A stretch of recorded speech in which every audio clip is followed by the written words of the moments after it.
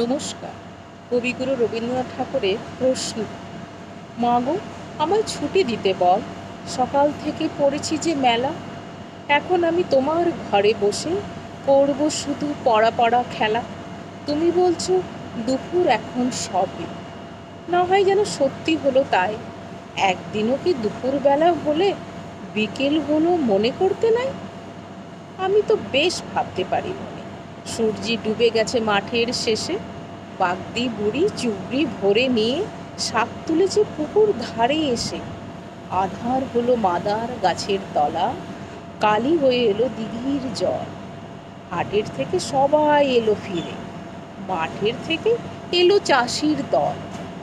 মনে করো না উঠলো সাঁঝের তারা, মনে করো না সন্ধ্যা হলো যেন। রাতের বেলা দুপুর যদি হয়, দুপুরবেলা রাত হবে না।